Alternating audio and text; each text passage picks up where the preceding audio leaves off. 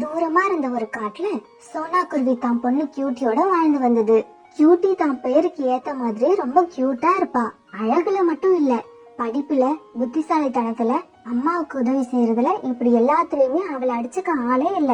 சின்ன வயசுலயே தான் அப்பாவை இழந்த இவ அம்மா தன்னை வளர்க்க எவ்வளவு கஷ்டப்பட்டாங்கன்னு நினைச்சு பார்த்து தான் அம்மாவோட மனசு கஷ்டப்படுற மாதிரி நடந்துக்கவே மாட்டா. சோனா குருவி வீட்டுக்கு நேர் எதிரா இருந்த வீட்டுல மீனா குருவியும் அதோட மகளும் வாழ்ந்து வந்தாங்க. மீனாவுக்கு ஒரே ஒரு மகதான், அவ பேரு ஸ்வீட்டி. ஸ்வீட்டியும் பேருக்கு ஏத்த மாதிரியே ரொம்ப அழகா இருப்பா. ஆனா மத்தவங்கள புரிஞ்சு நடந்துக்க முயற்சி பண்ணவே மாட்டா. எல்லார்கிட்டயும் கோபப்படுவா. அம்மாவுக்கும் ஸ்வீட்டிக்கும் வீட்டுல அடிக்கடி சண்டை நடக்கும். ஒரு நாள் சோனா குருவியும் மீனா குருவியும் வீட்டுக்கு வெளியில உட்காந்து பேசிக்கிட்டு இருந்தாங்க. சோனா, கியூட்டி மாதிரி ஒரு பொண்ணு கிடைக்க நீ கொடுத்து வச்சிருக்கணும். ஏன் ஸ்வீட்டிக்கு என்ன, அவளும் நல்ல பொண்ணுதான். இப்படி நீ மட்டும்தான் சொல்லுவ, வேற யாரும் சொல்ல மாட்டாங்க. ரொம்ப சோம்பேறியா இருக்கா. ஏன்டா இப்படி இருக்கன்னு கேட்டா ஏன் மேலேயே கோபப்படுறா. நேத்து பாரு, ஏதோ 2 சின்ன குழந்தைங்க வழி தெரியாம வந்து வழி கேட்க அவங்க கிட்டயும் கோபமா பேசுறா. அப்புறம் நான் அவங்களுக்கு வழி சொல்லி அனுப்பினேன். இப்ப சொல்லு, இப்படி ஒரு பொண்ணு வச்சுக்கிட்டு எந்த அம்மாவாவது சந்தோஷமா இருப்பாளா? மீனா, முதல்ல ஸ்வீட்டி கிட்ட நீ கோவப்படுறத நிறுத்து. அவளுக்கு மெதுவா சொல்லி புரியவை. ஸ்வீட்டியும் புரிஞ்சுக்கிற பொண்ணு மாதிரிதான் தெரியறா. இன்னைக்கே மாத்தலாம்னு நினைச்சா முடியாது. அவளை நீ கொஞ்சம் கொஞ்சமா வழிக்கு கொண்டு வரணும். அன்னைக்கு சோனா தான் பொண்ணு கியூட்டிய முதலா தனியா உணவு தேட அனுப்புறதுக்காக கியூட்டிக்கு உணவு தேடுறதுக்கான நிறைய டிப்ஸ் கொடுத்துக்கிட்டு இருந்துச்சு. கியூட்டி, நான் சொன்னதெல்லாம் ஞாபகம் இருக்கா? நல்லா ஞாபகம் இருக்குமா. அதிக தானியங்கள் இருக்கிற இடத்துல ஆபத்து கூடவே இருக்கும். உணவு தேட போற இடத்துல நல்லவங்களையும் சந்திப்போம், கெட்டவங்களையும் சந்திப்போம். கெட்டவங்களை கண்டா ஒதுங்கி வந்துடணும். அப்புறம் நம்மளை விட சின்னவங்க கிட்டயும் நம்மளை விட பெரியவங்க கிட்டயும் அன்பா இருக்கணும். இப்படி சொல்லிட்டு கியூட்டி உணவு தேட பறந்து போச்சு. இப்ப சோனா குருவியோட வீட்டுக்கு மீனா குருவி வந்துச்சு. சோனா, எங்க கியூட்டிய காணோம்? இவ்வளவு நாள் உணவு தேட என் கூடவே வந்துகிட்டு இருந்தாவல, இன்னைக்குதான் தனியா அனுப்பியிருக்க. ஸ்வீட்டியையும் இன்னைக்குதான் தனியா அனுப்பியிருக்க. கியூட்டி தனியா போறது தெரிஞ்சிருந்தா அவ கூடவே இவளையும் அனுப்பியிருப்ப. இவ தனியா போயிட்டு என்ன பண்ணிட்டு வராளோ, பயமா இருக்கு. இப்படி உணவு தேட போன கியூட்டி கொஞ்ச நேரத்துக்கு அப்புறம் ஒரு இடத்துல தானியங்கள் அதிகமா கிடக்கிறத பார்த்தது. தானியங்கள் நிறைய இருக்கிறத பார்த்தா ஆசையா இருக்கு. இருந்தாலும் அம்மா அந்த இடத்த சுத்தி நல்லா கவனிக்க சொல்லிருக்காங்க. இப்படி நினைச்சுக்கிட்டு அந்த இடத்த நல்லா கவனிச்ச கியூட்டியோட கண்ணுல அங்க மறைச்சு வச்சிருந்த வலை தெரிஞ்சது. அதிகமா தானியங்கள் இருந்தா அங்க ஆபத்து இருக்குன்னு அம்மா சொன்னது உண்மைதான். இப்படி நினைச்சுக்கிட்டு அங்கிருந்து பறந்து போன கியூட்டி கொஞ்ச நேரம் போன உடனே ஒரு பழம் தரையில கிடக்கிறத பாத்துச்சு. அந்த பழத்துக்கிட்ட கியூட்டி போறதுக்குள்ள ஒரு சின்ன பறவையும் அங்க வந்து உட்கார்ந்துருச்சு. அக்கா அக்கா, எனக்கு ரொம்ப பசிக்குது. இந்த பழத்தை நான் எடுத்துக்கலாமா? தாராளமா எடுத்துக்க. அந்த சின்ன பறவைய பார்க்க பாவமா இருந்ததால அந்த பழத்தை அந்த பறவைக்கே விட்டுட்டு வேற இடத்த நோக்கி பறந்து போச்சு. இப்படி பறந்த கியூட்டி இன்னும் கொஞ்சம் தூரம் போன உடனே ஒரு இடத்துல கொஞ்சம் தானியங்களை பார்த்தது. அதை பார்த்த உடனே அதுக்கு ரொம்ப சந்தோஷமா இருந்தது. மகிழ்ச்சியோட அதை எடுத்துக்கிட்டு தன்னோட வீட்டுக்கு திரும்பிச்சு. உணவு தேட போன பொண்ணுங்க இன்னும் வரலையேன்னு சோனாவும் மீனும் கவலையோட உட்கார்ந்துருக்கும் போது அங்க உணவு தேட போன கியூட்டி முதல்ல வந்தது. அது கொஞ்சம் போல தானியங்களை எடுத்து வந்தது. கியூட்டி, உணவு தேட போன அனுபவம் எப்படி இருந்துச்சு? ரொம்ப நல்லா இருந்துச்சுமா. நீ சொல்லி கொடுத்த விஷயம் எல்லாம் ரொம்ப யூஸ்ஃபுல்லா இருந்தது. கியூட்டி, வழியில ஸ்வீட்டி எங்கேயாவது பாத்தியா? இல்லையே ஆண்டி, நான் எங்கேயும் பார்க்கலையே. சோனா, அவ கியூட்டிய மாதிரி பொறுமையா பேச தெரியாது. இவளை விட வயசுல சின்னவங்க கிட்ட பாசமா நடந்துக்க மாட்டா. அதுதான் எனக்கு பயமா இருக்கு. மீனா இப்படி சொல்லிட்டு இருக்கும் போதே அங்க ஸ்வீட்டியும் வந்து சேர்ந்தது. அம்மா பாத்தியா, உனக்காக ஃப்ரெஷ்ஷான பழங்கள் எடுத்து வந்திருக்கேன். அட, என் கண்ணை என்னாலேயே நம்ப முடியலையே. என் பொண்ணா இது? ஆமா, இந்த பழங்கள் உனக்கு எப்படி கிடைச்சது? அம்மா, பசிச்சா பழங்களை சாப்பிடு, இல்லனா விட்டுடு. அதை விட்டுட்டு எப்படி வந்துச்சு ஏது வந்துச்சுன்னு கேட்டுக்கிட்டு. ஸ்வீட்டி இப்படி சொல்லிக்கிட்டு இருக்கும் போதே கோரிக்காவும் அது பையன் ஜக்கு, ஒரு புறா குழந்தையோட பாட்டி, இப்படி 2 பேரும் வந்தாங்க. அவங்க வந்து சத்தம் போட ஆரம்பிச்சதுக்கு அப்புறம் தான் தெரியுது ஸ்வீட்டி அந்த சின்ன பழங்க கிட்ட இருந்து இந்த 2 பழங்களையும் மறட்டி வாங்கிட்டு வந்திருக்குன்னு. கோரி அக்கா, தயவு செஞ்சு என் பொண்ணு மன்னிச்சிருங்க. இதுக்கப்புறம் இந்த மாதிரி நடந்துக்காம பாத்துக்கிறேன். இந்தாங்க, உங்க பழங்களை எடுத்துக்கிட்டு போங்க. இப்படி சொல்லி கோபமா வந்தவங்க கிட்ட மன்னிப்பு கேட்டு பழங்களை கொடுத்து அனுப்புறதுக்குள்ள மீனா படாத பாடுபட்டுடுச்சு. மீனா, உன் பொண்ணு என் பையனை மிரட்டினதோட விட்டுட்டா. அதனாலதான் நான் எதுவும் செய்யாம போறேன். மேல கைய வச்சிருந்தா நீயும் இருக்க மாட்ட, உன் பொண்ணும் இருக்க மாட்டா. இப்படி வந்தவங்கள ரொம்ப கஷ்டப்பட்டு அனுப்பிட்டு திரும்பி பார்த்தா அங்க ஸ்வீட்டிய காணோம். சோனா என்ன பெரிய சிக்கல்ல இழுத்து விட்டுட்டு அவ வீட்டுக்குள்ள போய் பதுங்கிட்டா பாத்தியா? எல்லாம் என் தலை விதி. ஒரு நாள் சோனாவும் மீனாவும் தன் பொண்ணுங்களோட உட்காந்து பேசிக்கிட்டு இருக்கப்ப அங்க ஒரு அம்மா வந்தாங்க. வேற காட்டுல இருந்து நானும் என் பையனும் இந்த காட்டுக்கு புதுசா வந்திருக்கோம். நாளைக்கு எங்க வீட்டுல பால் காய்ச்ச போறோம். அவசியம் நீங்க 2 பேரும் குடும்பத்தோட வந்துருங்க. கண்டிப்பா வரோம் அம்மா. அப்புறம் ஏதாவது உதவி தேவைப்பட்டா சொல்லுங்க, நாங்க வந்து செஞ்சு தரோம். ரொம்ப நன்றிமா இப்படி கேட்டதுக்கு. இந்த காலத்துல இப்படி கேக்குறவங்க யாரு இருக்கா? வீட்டுல நீங்களும் உங்க பையனும் மட்டும்தானா? ஆமா அம்மா, நானும் என் பையனும் மட்டும்தான். அவனுக்கு ஒரு கல்யாணம் பண்ணிட்டா நிம்மதியா உக்காரலான்னு பாக்குறேன். எந்த பொண்ணை பார்த்தாலும் பிடிக்கல பிடிக்கலன்னு சொல்லிக்கிட்டே இருக்கான். இந்த காட்டுக்கு நாங்க வந்த ராத்திரியாவது என் பையனுக்கு பிடிச்ச பொண்ணா கிடைக்குதான்னு பாப்போம். இப்படி சொல்லிட்டு கிளம்பி போன அந்த அம்மா சோனாவை பார்த்து, இது யாரு, உன் பொண்ணாமா? ஆமாம்மா, இவ பேர் கியூட்டி. அப்படியா? அம்மா மாதிரியே நீயும் அழகா இருக்க. கியூட்டி, நீ எனக்கு ஒரு ஹெல்ப் பண்ணுவியா? சொல்லுங்க ஆண்டி, என்ன செய்யணும்? நாளைக்கு எங்க வீட்டுக்கு வர்றப்ப ஏதாவது ஸ்வீட் செஞ்சு எடுத்துக்கிட்டு வாயே. நானே செஞ்சிடலான்னு தான் பார்த்தேன். என்னால கிச்சன்ல ரொம்ப நேரம் நிக்க முடியல. இதுல எனக்கு எந்த கஷ்டமும் இல்ல ஆண்டி. நீங்க ஸ்வீட்டை பத்தி கவலைப்படாம போங்க, நான் செஞ்சு கண்டிப்பா எடுத்துட்டு வரேன். இத பார்த்த மீனாவுக்கு ரொம்ப பொறாமையா இருந்தது. இத இப்படியே விட்டா சோனாவோட பொண்ணு அந்த பணக்கார அம்மாவுக்கு மருமகளா ஆயிடுவா. இந்த சான்ஸை எப்படியாவது கியூட்டி கிட்ட இருந்து தட்டி பறிச்சு தான் பொண்ணு அந்த வீட்டுக்கு மருமகளா ஆகணும்னு மனசுக்குள்ளேயே திட்டம் போட்டா மீனா. அம்மா, என் பொண்ணு கூட வீட்டுலதான் இருக்கா. கியூட்டிய விட ரொம்ப அழகா இருப்பா. உங்களுக்கு ஆட்சேபணம் இல்லனா உங்க வீட்டுக்கு தேவையான ஸ்வீட்டை நானும் என் பொண்ணு செஞ்சு எடுத்துக்கிட்டு வரோம். அப்படியா? அப்ப அவளையும் ஒரு ஸ்வீட் செஞ்சு எடுத்துட்டு வர சொல்லு. எனக்கு இப்ப ரொம்ப சந்தோஷமா இருக்கு. ஒரு ஸ்வீட் எப்படா செய்ய போறேன்னு நினைச்சேன். இப்ப எனக்கு 2 ஸ்வீட் கிடைக்க போகுது. வரட்டும் வரட்டும், எந்த ஸ்வீட் நல்லா இருக்குன்னு பாக்குறேன். மீனா நேரா வீட்டுக்கு போய் தூங்கிட்டு இருந்த மகளை வேக வேகமா எழுப்பினா. என்னம்மா, இப்பதானம்மா படுத்தேன், அதுக்குள்ள ஏமா எழுப்பி உயிரை வாங்குற?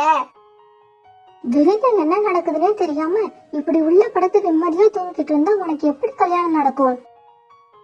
என்னம்மா, பைத்தியம் பிடிச்சிச்சா உனக்கு? தூங்குற பொண்ணுக்குலாம் கல்யாணம் நடக்காதுனா இந்த உலகத்துல எந்த பொண்ணுக்குமே கல்யாணம் நடக்காது. ஐயோ, நான் அப்படி சொல்லலடி.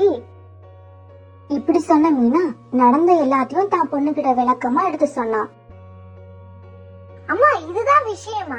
கவலைய விடு, ஸ்வீட்ட செஞ்சு அந்த அம்மாவை அசத்தி காட்டுறேன். ஆனா எனக்கு கியூட்டிய மாதிரி அன்பா பேச தெரியாதேம்மா, என்ன பண்றது? நீ ஸ்வீட்டை மட்டும் நல்லபடியா செஞ்சு எடுத்துக்கிட்டியா கூட வா, மீதி எல்லாத்தையும் நான் பாத்துக்கிறேன். மறுநாள் பொழுது விழுந்துச்சு. இப்ப ஸ்வீட் செஞ்சு எடுத்துக்கிட்டு மீனாவும் ஸ்வீட்டியும் அவசர அவசரமா அந்த வீட்டுக்கு போனாங்க. அந்த வீட்டை நெருங்குற சமயம் மீனாவோட கால்கள்ல இருந்த ஸ்வீட் பாக்ஸ் நழுவி கீழே விழுந்துடுச்சு. என்னம்மா இப்படி பண்ணிட்ட? போ, எனக்கு அந்த பையன் கூட கல்யாணம் நடந்த மாதிரிதான். ஸ்வீட்டி, கொஞ்சம் பொறுமையா இருடி, எனக்கே இப்ப என்ன பண்றதுன்னு தெரியல. இவங்க இப்படி பேசிக்கிட்டு இருக்கும் போதே சோனாவும் கியூட்டியும் அங்க வந்தாங்க. மீனா, என்னாச்சு? ஸ்வீட் எல்லாம் கீழே விழுந்து கிடக்கு. சோனா, நாங்க செஞ்சு எடுத்துக்கிட்டு வந்த ஸ்வீட் எல்லாம் கீழே விழுந்துடுச்சு. இப்ப உன்னை விட்டா எனக்கு உதவி பண்ண வேற யாரும் இல்ல. எனக்கு நீதான் உதவி பண்ணணும், ப்ளீஸ் ப்ளீஸ். இப்படி சோனா குருவி கிட்ட கெஞ்சி கேட்ட மீனா குருவி அழ ஆரம்பிச்சது. மீனா, முதல்ல அழறத நிறுத்து. நான் என்ன செய்யணும் சொல்லு. நீயும் கியூட்டியும் உங்க வீட்டுக்கு வந்தா கண்டிப்பா உங்க கியூட்டிய தான் மணப்பெண்ணா தேர்ந்தெடுப்பாங்க. அதனால அந்த ஸ்வீட் பாக்ஸை எங்க கிட்ட கொடுத்துட்டு நீ கியூட்டிய அழைச்சுக்கிட்டு உங்க வீட்டுக்கு போயிடு. கியூட்டியோட அழகுக்கும் குணத்துக்கும் அவளுக்கு நிறைய மாப்பிள்ளை கிடைப்பாங்க. ஆனா என் பொண்ணுக்கு இந்த மாதிரி பணக்கார இடம் கிடைக்கிறது கஷ்டம். இதனாலதான் சொல்றேன், தயவு செஞ்சு திரும்பி போயிடு. மீனா அழுதத பார்த்த சோனாவுக்கு ரொம்ப கஷ்டமா இருந்தது. இருந்தாலும் தன்னோட பொண்ணுக்கு வந்த ஒரு நல்ல வாய்ப்பை தவற விடுறோமோங்கிற எண்ணமும் இருந்தது. இருந்தாலும் வேற வழி இல்லாம தான் பொண்ணு கியூட்டி கிட்ட இப்படி சொன்னான். கியூட்டி, அந்த ஸ்வீட் பாக்ஸ ஸ்வீட்டி கிட்ட கொடு. கியூட்டியும் மறுபேச்சு பேசாம ஸ்வீட் பாக்ஸ கொடுக்க அத ஸ்வீட்டி சந்தோஷமா வாங்கிச்சு. இப்ப மீனாவும் ஸ்வீட்டியும் சந்தோஷமா பறக்க சோனாவும் கியூட்டியும் தங்களோட வீட்டுக்கு போனாங்க. இப்படி சோனா குருவியையும் சோனா பொண்ணு கியூட்டியையும் திருப்பி அனுப்பின மீனா தான் பொண்ணோட அவங்க வீட்டுக்கு போச்சு. ஆமா, நீங்க வந்துட்டீங்க.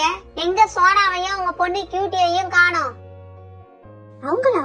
அவங்க வராது சந்தேகம் தான். ஏம்மா, என்னாச்சு? சோனாவோட பொண்ணு கியூட்டி ஒரு சரியான சோம்பேறி. எதுக்காகவும் உடம்ப வளைச்சுக்கவே மாட்டா. ஆனா என் பொண்ணு அப்படி இல்ல. வயசுல பெரியவங்க ஏதாவது உதவி கேட்டா உடனே உயிரை கூட கொடுப்பா.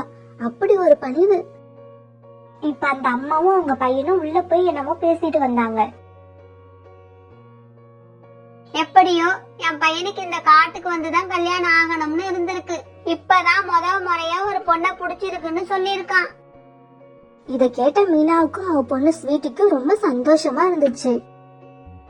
எங்களுக்கும் இந்த கல்யாணத்துல மனப்பூர்வ சம்மதம் தான். நீங்க சரின்னு சொன்னா நாளைக்கே கல்யாணத்தை வச்சுக்கலாம். நீங்க சம்மதம் சொல்லி என்னமா ஆக போகுது? கல்யாண பொண்ணோட அம்மா சோனா தானே சம்மதம் சொல்லணும். என்ன சொல்றீங்க? அப்ப உங்க பையனுக்கு பிடிச்ச பொண்ணு ஏன் பொண்ணு இல்லையா? இல்ல, எனக்கு பிடிச்சது சோனா ஆண்டி பொண்ணு கியூட்டியே தான். ஆண்டி, வர்ற வழியில நீங்க ஸ்வீட்டை கொட்டினது, கியூட்டி கிட்ட இருந்து ஸ்வீட் பாக்ஸ வாங்கினது, இப்படி எல்லாத்தையுமே நானும் எங்க அம்மாவும் பாத்துக்கிட்டு தான் இருந்தோம்.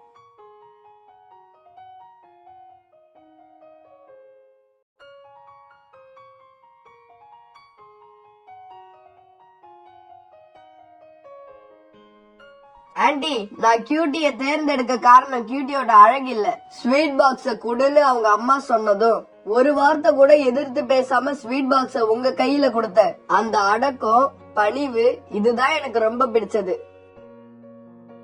பிறகு நல்ல ஒரு நாள்ல சோனா பொண்ணு கியூட்டிக்கும் அந்த பையனுக்கும் ரொம்ப தடபுடல கல்யாணம் நடந்தது. ஃப்ரெண்ட்ஸ், நமக்கு என்ன கிடைக்கணும்னு இருக்கோ நமக்கு அது கண்டிப்பா கிடைக்கும். அடுத்தவங்களோட வாய்ப்பை நம்ம தட்டி பறிக்கணும்னு நினைச்சாலும் முடிவு என்னவோ இப்படிதான் இருக்கும்.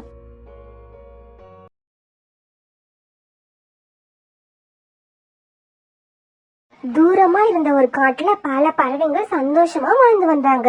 ஒரு சமயம் திடீர்னு உணவு பற்றாக்குறை ஏற்பட்டுச்சு. பறவைகள் உணவு கிடைக்காம கொஞ்சம் சிரமப்பட்டாங்க.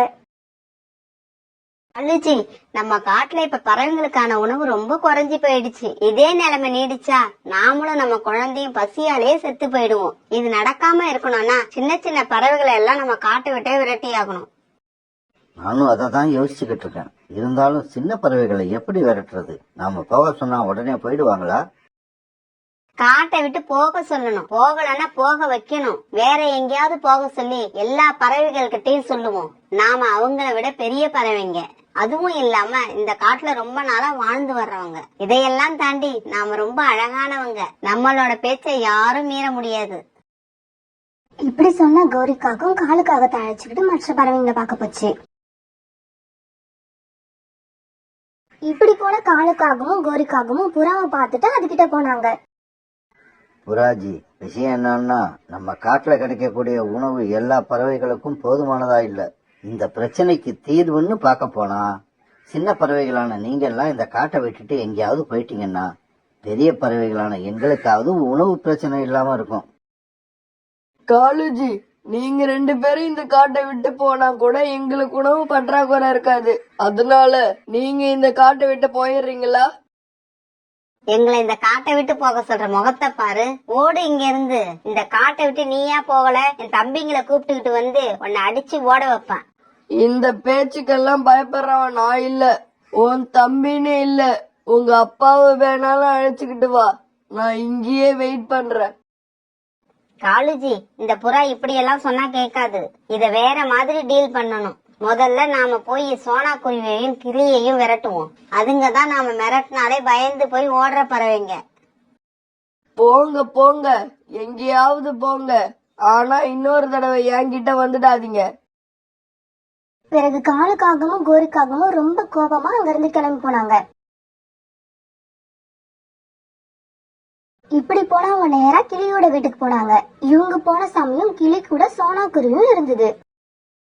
சோனா குருவி, கிளி, இந்த காட்டுல இனிமே நீங்க இருக்க போறீங்களா இல்ல நாங்க இருக்கணுமா?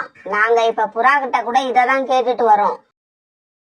கோரி அக்கா, என்னாச்சு? ஏன் இப்படி பேசுறீங்க? நம்ம எல்லாருமே இந்த காட்டுல இருக்கிறதுல என்ன பிரச்சனை? இப்ப இந்த காட்டுல உணவு கிடைக்கிறது ரொம்ப கஷ்டமாயிடுச்சு. தொடர்ந்து சின்ன பறவைகளான நீங்களும் இங்கேயே இருந்தீங்கன்னா எங்களுக்கு உணவு கிடைக்கிறது இன்னும் கஷ்டமாயிடும். நாங்களும் எங்க குழந்தைகளும் பசியால சாக விரும்பல. இதுக்கு தீர்வு என்னன்னா, நீங்க எல்லாரும் இந்த காட்டை விட்டுட்டு வேற எங்கேயாவது போயிடுங்க. காலஜி, நாங்க இந்த காட்டுல வருஷக்கணக்கா இருந்துகிட்டு இருக்கோம்.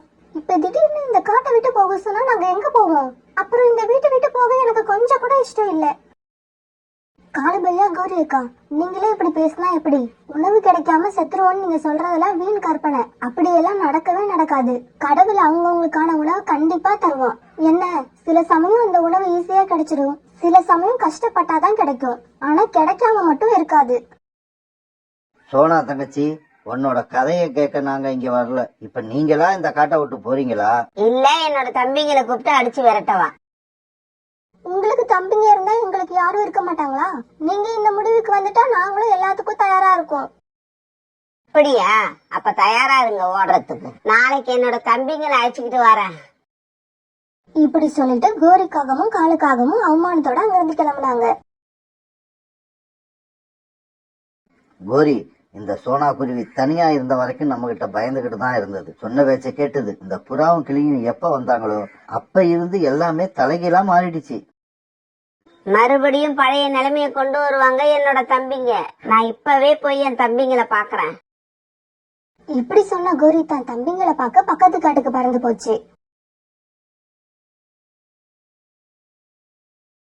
இப்படி பறந்து தன் தம்பிங்களை பார்க்க போன கோரிக்காக்கும் தன்னோட தம்பிங்க இருந்த நிலைமைய பார்த்துட்டு அதிர்ச்சி ஆயிடுச்சு. தம்பிங்களா, என்னடா ஆச்சு? ஏன் இப்படி கிடக்குறீங்க? அக்கா, நேத்து ஒரு பஞ்சாயத்துக்கு போனோம். போன இடத்துல கொஞ்சம் சண்டை ஆயிடுச்சு. வழக்கம் போல எங்களை அடி பின்னி எடுத்துட்டாங்க. நான் வேற எங்க காட்டுல உங்களை நம்பி ரொம்ப பந்தா பண்ணிட்டேனடா. இப்ப நான் எந்த மூஞ்ச வச்சுக்கிட்டுடா அங்க போவேன்? அக்கா, வந்ததுதான் வந்த. ஒரு 2 நாள் இங்க தங்கி எங்க காயத்துக்கு மருந்து போட்டு கொஞ்சம் வெந்நீர் ஒத்தடம் கொடுத்தீங்கன்னா எங்க உடம்பு வலி எல்லாம் போகும். நான் இப்ப இருக்கிற கோவத்துல அடிச்சேன்னு வச்சுக்கீங்க, உங்க உயிரே போயிடும். இப்படி சொன்ன கோரி ஏமாற்றத்தோட தன்னோட வீட்டுக்கு திரும்பிச்சு.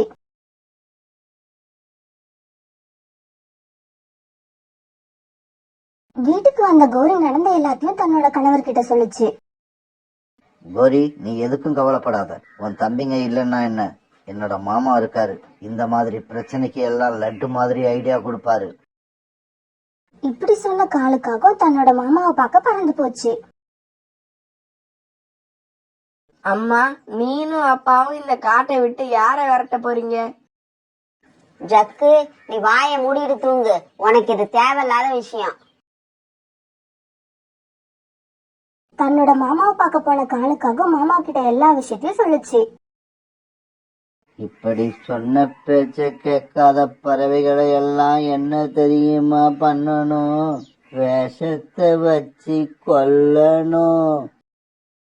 என்னது? விஷம் வச்சு கொல்லணுமா? ஆமாண்டா, நான் அப்படித்தான் செய்வேன். நான் வாங்கி வச்சிருந்த விஷத்துல கொஞ்சம் மீதி இருக்கு. இதை எடுத்துக்கிட்டு போய் மரத்துல இருக்க பழங்கள் மேல தெளிச்சு வையி. அப்புறம் பாரு இந்த மாமாவோட ஐடியா எப்படி வேலை செய்யுதுன்னு. இப்படி சொன்ன மாமா தான் கிட்ட இருந்த விஷத்தை காலுக்கிட்ட கொடுத்துச்சு. பிறகு காலுக்காக அந்த விஷத்தை எடுத்துக்கிட்டு வீட்டுக்கு பறந்து போச்சு.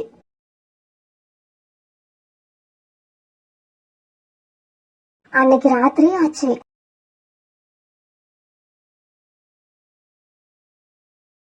ராத்திரி ஆன உடனே காலுக்காகவும் கோரிக்காகவும் விஷத்தை எடுத்துக்கிட்டு போய் அங்க கொய்யா மரத்துல இருந்த கொய்யா பழங்க மேல தெளிச்சாங்க. பிறகு யாருக்கும் தெரியாம தங்களோட வீட்டுக்கு வந்தாங்க.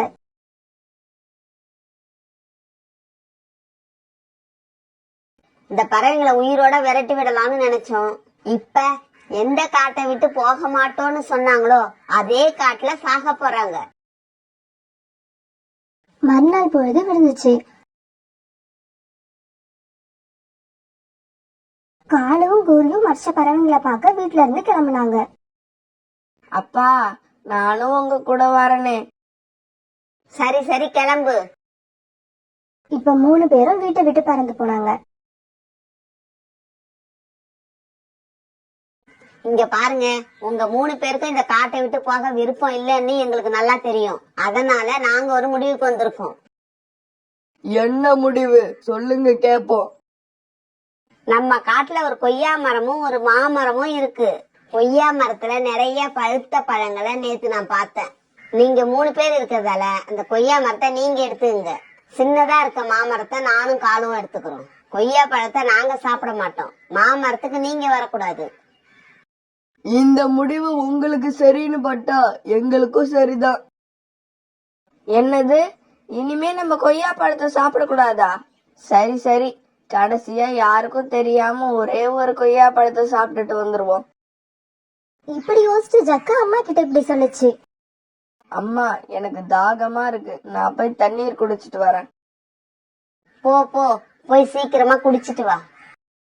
அம்மா கிட்ட இப்படி போய் சொன்ன ஜக்கு நேரா கொய்யா மரத்துக்கு பறந்து போச்சு. கோரி அக்கா, நீங்க சொன்னதை நல்லா ஞாபகம் வச்சுக்கோங்க. நாங்க மாம்பழத்தை சாப்பிட மாட்டோம். அதே மாதிரி நீங்க கொய்யா மரத்துக்கிட்ட வரக்கூடாது. தண்ணீர் குடிக்க போறேன்னு தன்னோட அம்மா கிட்ட போய் சொல்லிட்டு வந்த ஜக்கு கொய்யா மரத்துல வந்து உட்கார்ந்தது. எனக்கு மாம்பழத்தை விட கொய்யா பழம் தான் ரொம்ப பிடிக்கும். அம்மா இத போய் இனிமே நாங்க சாப்பிட மாட்டோம்னு சொல்லிடுச்சு. அதனால நம்ம இப்பவே யாருக்கும் தெரியாம நிறைய சாப்பிட்டுருவோம். இப்படி நினைச்ச ஜக்கு கொய்யா பழங்களை ஆசை தீர சாப்பிட்டுக்கிட்டு இருந்துச்சு. கோரியும் காலும் விஷத்தை தெளிச்சு வச்ச கொய்யா பழங்களை சாப்பிட்ட ஜக்கு அங்கிருந்து கிளம்பு நினைக்கும் போது மயக்கம் வந்து மரத்து மேலேயே விழுந்து உயிரை விட்டது. அப்ப அங்க வந்த கிளி ஜக்கு மரத்து மேல விழுந்து கிடந்த பார்த்துட்டு அவனை தூக்கிக்கிட்டு காலு கூறி இருக்கிற இடத்துக்கு வந்தது. உங்க பையன் ஜக்கு கொய்யா மரத்து மேல மயங்கி கிடந்தான். அதான் அவனை இங்க தூக்கிக்கிட்டு வந்த. கொய்யா பழத்தை தான் சாப்பிட்டு இருப்பான். ஏன் மயங்கி விழுந்தான்னு தெரியல. கிளி இப்படி சொன்ன உடனே காலும் கூறியும் அழ ஆரம்பிச்சாங்க. ஜக்கு, என் ஜக்கு, விஷம் தெளிச்சு வச்ச பழங்களை சாப்பிட்டுட்டு இப்படி அநியாயமா உயிரை விட்டுட்டியே. நாங்க என்ன செய்வோம்?